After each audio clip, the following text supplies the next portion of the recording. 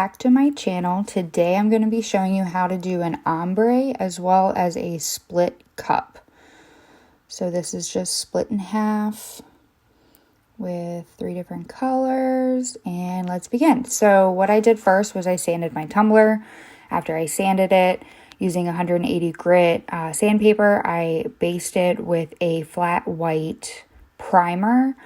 I usually don't base my cups with the primer, but I did notice that once I did the color that I want to do, it shows up a little bit brighter, especially since there is a neon color in this. The neon won't show up on a stainless steel as well as it does on a white base. So once I'm done with that, I then do a fluorescent neon green as well as a seaside, which is like a teal. And I do an ombre with it. So how I ombre my spray paints is I start with one color and I go back and forth, spray up the cup. I go in short bursts, and I move up. And then once I'm done with that, I start moving on with the other color, and then I go back and forth until it has the look that I want it to have.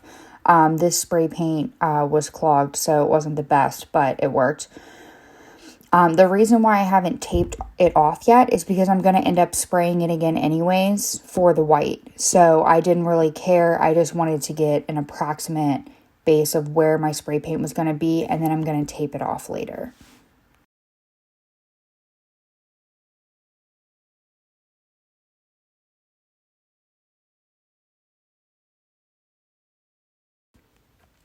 So I use electrical tape to make the split.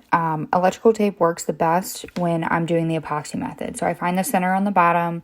You can measure it. You can do it however you want. I just eyeball it. I make sure the tape is straight, going up and down, and I make sure it's firmly pressed down. And then once I do that, I cut off the extra ends. I fold over the top so it's easier to peel when it's time to pull it off. So I mix together 5 milliliters total of CC DIY's Ultra Clear Fast Set Epoxy. If you are not experienced with doing ombres or glittering, I recommend using regular epoxy, since Ultra Clear Fast Set, typically you only have like a 5 to 10 minute working time, and you don't want it to end up burning you or ruining your cup.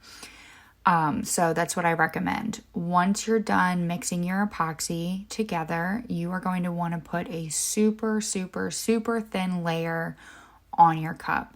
I'm saying you are going to have to forcibly spread it around, because I'm using fine glitter, which can kind of dissolve in there. Not dissolve, but like not look as good. It looks like you have too much.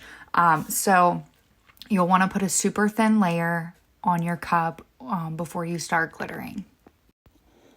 Make sure you are only putting epoxy on the side that you are glittering. Do not put it on the other side. If you get a little bit on there, use a baby wipe, wipe it off.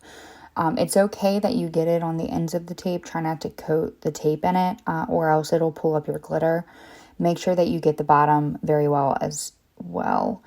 Once you are done adding your epoxy, you are going to take your 2 glitters and start ombreing. So when I do my ombre, I cover the ends first with the color that I'm using. So I do a little, like 1/2 inch to 1 inch of glitter on the ends, and I make sure I get the bottom as well.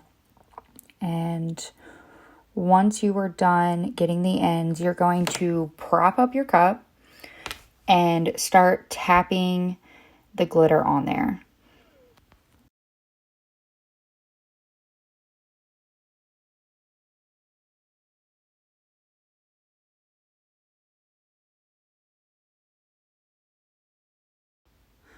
Holding your cup at a higher angle allows for the glitter to fall and then mesh with one another. So don't pour it on there, because then you'll end up coating the entire cup.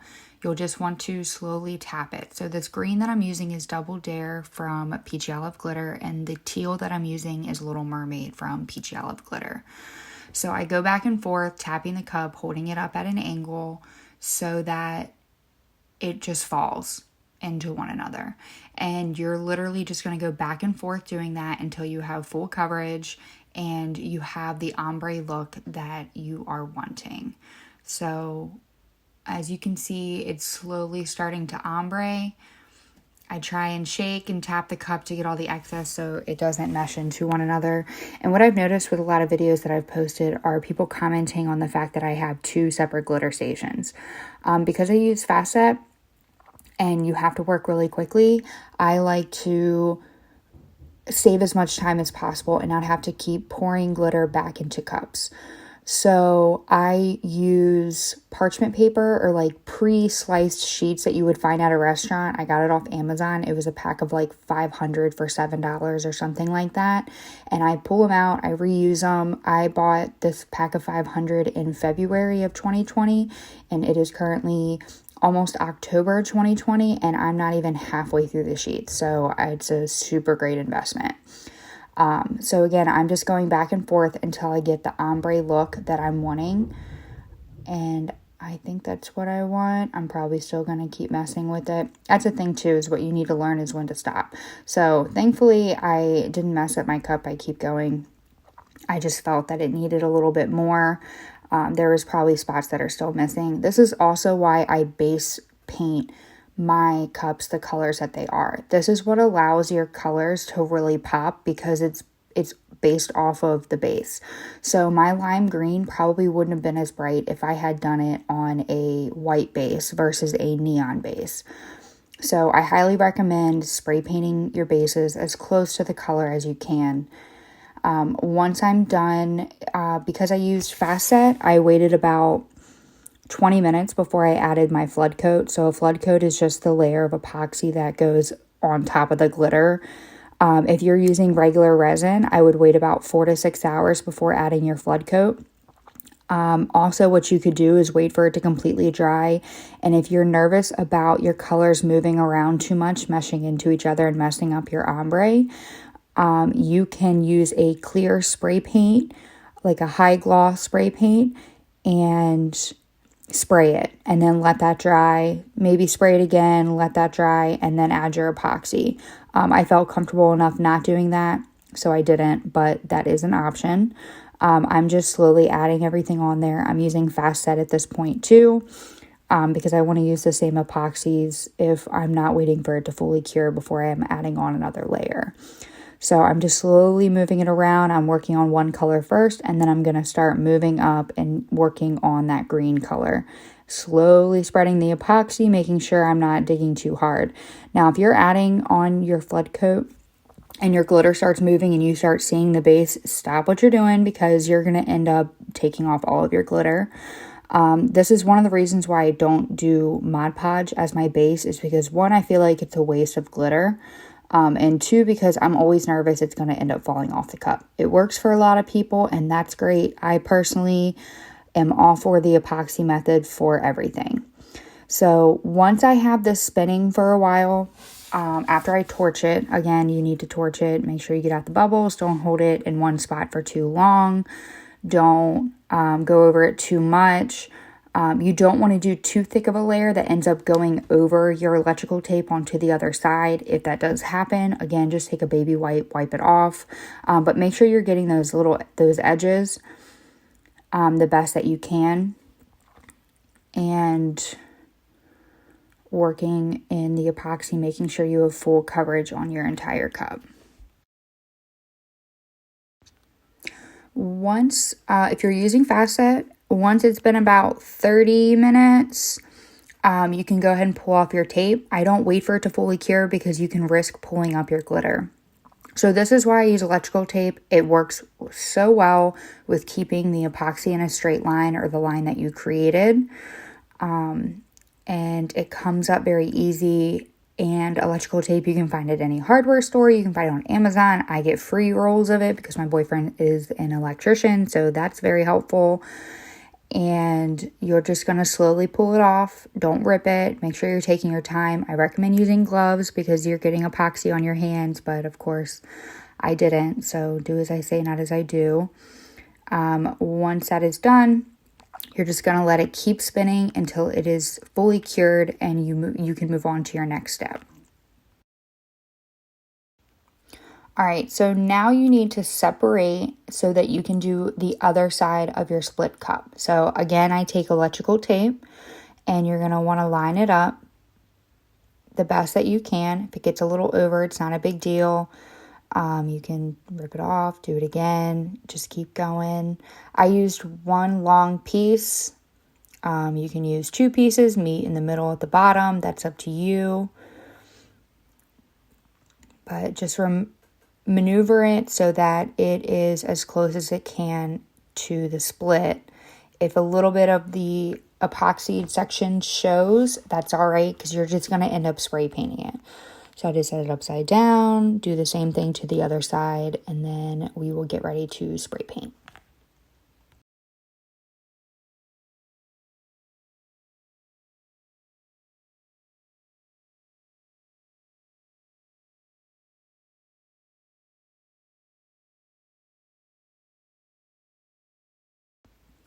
So this step isn't necessary to do. I do it because it just saves me time, but I use painter's tape before I spray paint. So I just cover up the epoxy part that I already did, and I don't want to get the white spray paint on with painter's tape. So you don't have to do this. If you end up getting paint on the other side, then you can just use 91% alcohol or goof off or whatever and rub it off, take it off, clean it off, whatever. You don't necessarily need painter's tape. It's just an option. This is just how I do it. So that's totally up to you.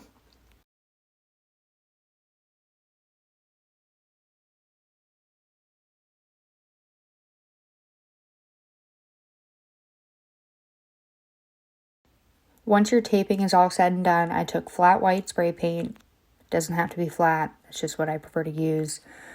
And you're going to spray the other side of your cup. So this is why it didn't matter if there was overspray on the first coat, is because I'm going to go over it anyways. So do a coat to 2 to 3 of these until it is white. Make sure you spray the bottom.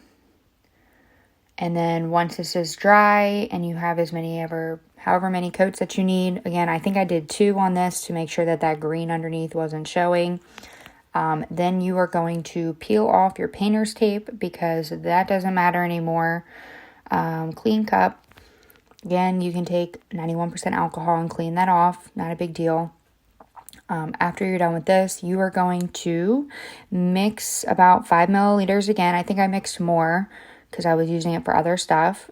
And then you are going to add on your white glitter or whatever color glitter that you want to do. I used Brite from Peachy Olive Glitter. It's one of my favorite whites. It's an opalescent type of white, very pretty.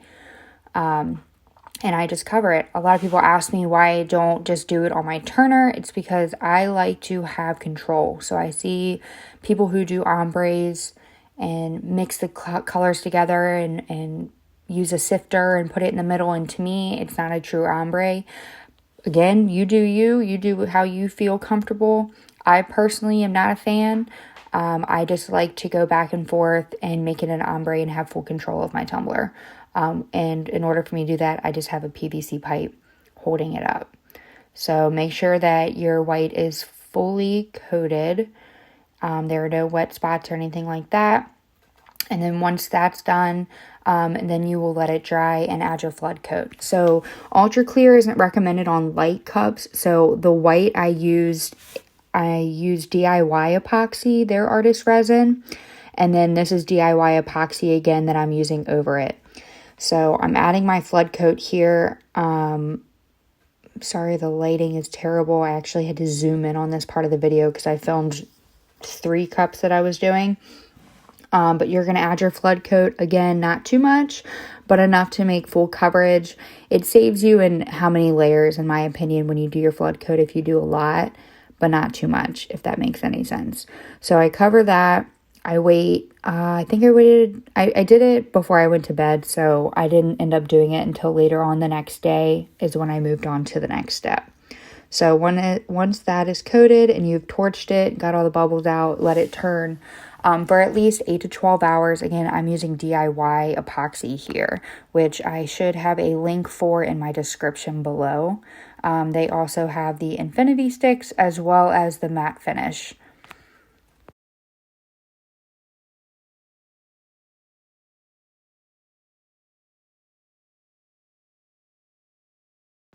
Okay, I lied. Before I let it sit overnight, I pulled off the side. So I think I waited 2 to 3 hours before I pulled this off because now, again, I'm using regular epoxy. Sorry the camera's shaky. My phone stand actually broke before I did this.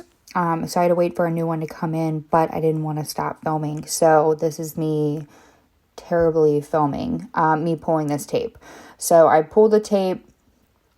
And hello, other cup. I pulled the tape, and as you can see, it's a fairly straight line. Pretty awesome. Again, this is why I love electrical tape. It doesn't leave goo or residue behind or anything along those lines. It's fantastic.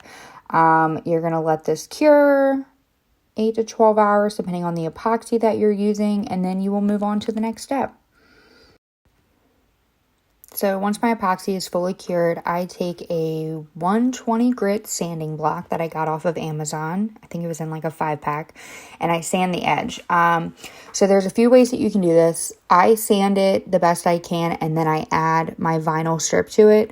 Some people will add a layer of epoxy first so that it's already smooth.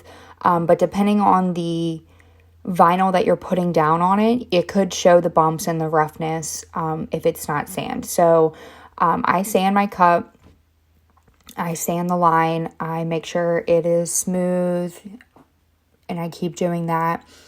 Again, if you use like a metallic vinyl to do your strip, then it's definitely going to show the bumps. So I recommend maybe doing another layer of epoxy over the entirety of the cup before moving on. But this was my preference. I just wanted to sand the line to get the smoothness before I added on my vinyl strip.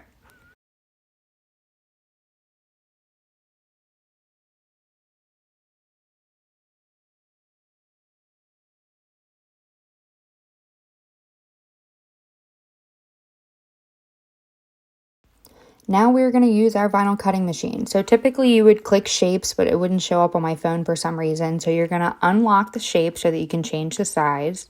And then you are going to make it about 11 inches. I think I did 11.75 when I actually did it. And then you're going to make the width 0.2. That way it is a one strip, and then I went ahead and duplicated it and then cut it out. You could do one long strip if you wanted, if you had a 12 by 24 mat. Again, it's your preference. So after I cut it out with my vinyl cutting machine, which I used Cricut, I place it on my tumbler the best that I can. So I moved it around, found the best straight line. It's okay if it's going over on the top because you'll end up just cutting that. I smoothed it out. And then once I was done smoothing out the side, I flipped it over and made sure I hit all the crevices that are on this cup at the bottom. So I made it line up the best I could so that it was a split and hit that. And then I did the same exact thing to the other side, just overlapping it to the best of my ability so that there was no excess there. So I also added my other decals at this point. This was customer requested, so I went ahead and added those on. I would recommend doing that as well if you plan on putting on vinyl decals, but I had already done it. So what I do is I take my Cricut X-Acto knife or True Blade, whatever they call it. I love the Cricut brand.